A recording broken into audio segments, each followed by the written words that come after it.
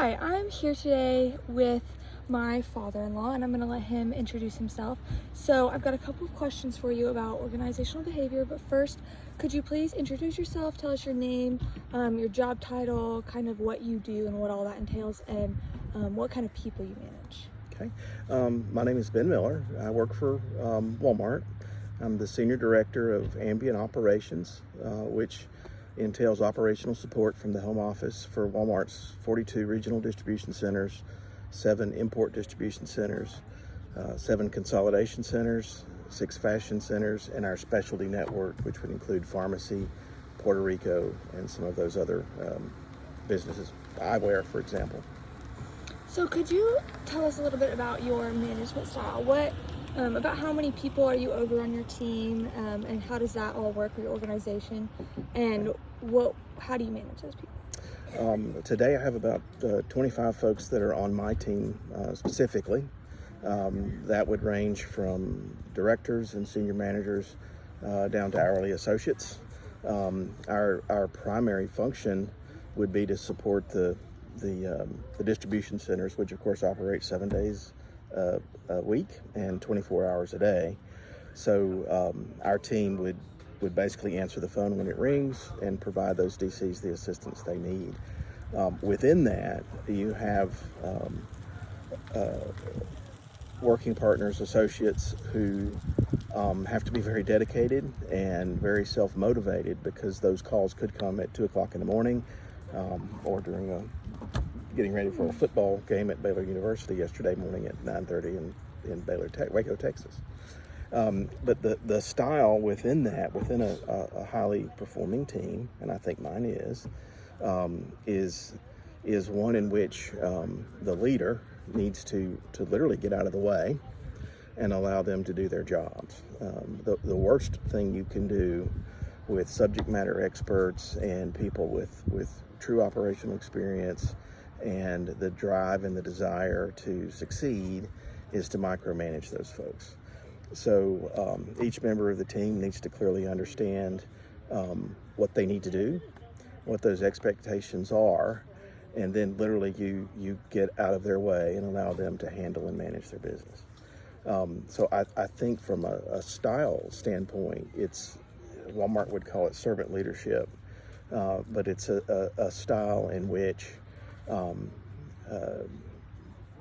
you would utilize the team, their strengths, with really very little of anything that I would describe as accountability or oversight.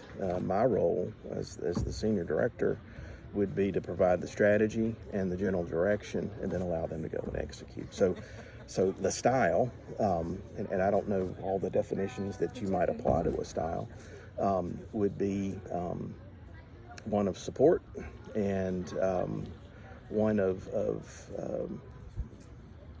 I suppose just the senior member of a team of people who are trying to accomplish the same goal. The integrity of the system and the integrity and requirement of the space is allowed to drive the entire team toward their result. If I were younger, or when I was younger, I think my leadership style would have been far more direct and far more exacting and precise in what I needed and expected. But a leader should change and adapt their style as their career progresses, and as the need for other folks to ascend to that particular type of role arises within the team. So I'm a senior director. I don't often do the research. I don't often do the detailed work, but I need to go to my team and be able to provide or receive from them any of those details that might arise. So we talk a lot about in class setting your team up for success and how Yes. important it is for people to get a little bit of success while doing things for themselves. Mm-hmm. How do you practice that at work? Well, I think the critical thing is when you have stood back and you have given them the responsibility and the room to go and do and be successful. You get out of the way so that the wins are theirs, so that the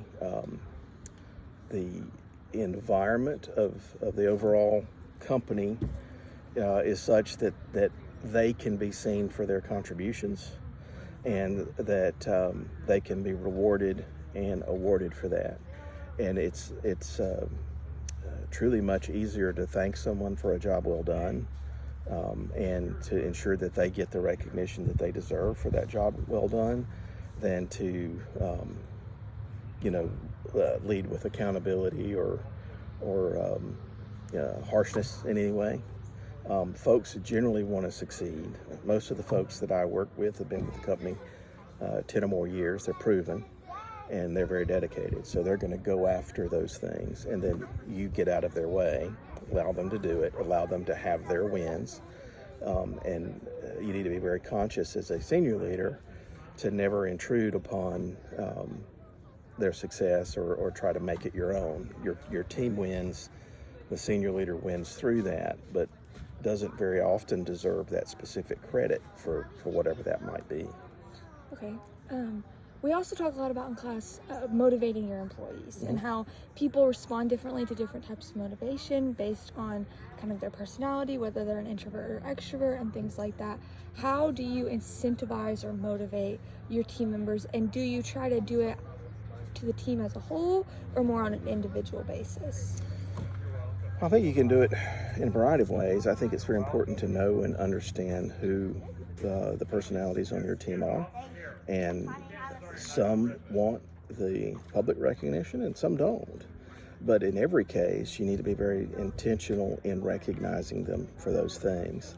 A thank you goes a long way. Within Walmart, we do have some financial incentives that we can provide, and if folks go above and beyond, we can certainly reward in that way. It's also an environment where people can be promoted, and very often folks come to me as I'm sitting in more than 30 years with the company, and I'm starting to look toward the end of my career. You provide advice and mentorship and understand what their goals are, and then be very intentional on helping them reach those goals. Promotion is one of the easiest ways to reward folks for good work over time, and making them part of their own development plan, and then working with them towards those goals, and then being very transparent about that so that everybody on the team understands they have equal access to that. Those things are all highly motivational, and I think they should be integral in any type of team. Certainly other companies may do it different ways, but we do want folks to be promoted, and we want them to have the career they want to have. And that in itself, with those thank yous and those simple appreciation for a job well done is very important. I think also, and this may sound like a Captain Obvious statement, but it's very important to be truthful and transparent, and honest. Sometimes uncomfortable or painful feedback is also part of that process. If you have to have a difficult conversation with someone, you need to do it with honesty and transparency, and in such a way that they need to know what they need to change or do differently in the future. Kind of going off the difficult conversations and communication in that vein of things, how do you diffuse information, communicate with your teammates and with your employees as well, especially during high stress situations? Well, we do work in a very stressful environment. In the last month, we've dealt with hurricanes. We've had folks that we supported in the field, and there's about 125,000 folks in the field that we directly support who have been impacted by Helen and Milton, I think was the other one. Stress comes with deadlines. Stress comes with a need to correct an issue or an opportunity that has arisen. Stress comes in just the number of hours that you have to work and perform. And it's precisely when folks are most stressed that you need to have the self-discipline to the best of your ability, never transform or amplify any of that stress onto the team. They're stressing, you're stressing. your leadership is stressing, and I suppose that's also the time when you want to make sure that you're rewarding and supporting, as we said in the previous question, the most.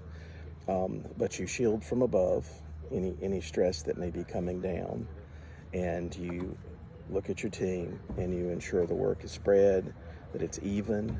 You ensure that they're taking time off, and sometimes that's hard to do when you've worked 3 weeks straight, Saturdays and Sundays, all day long, right? That happens with some frequency.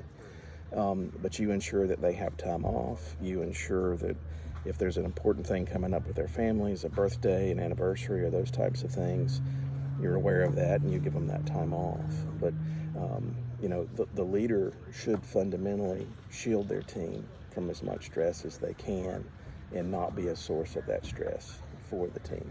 That goes back to where we began. You can't micromanage. You can't be so much in those details. And in my job, it's so broad that if I became too immersed in the details, I would sink in the minutia of the job.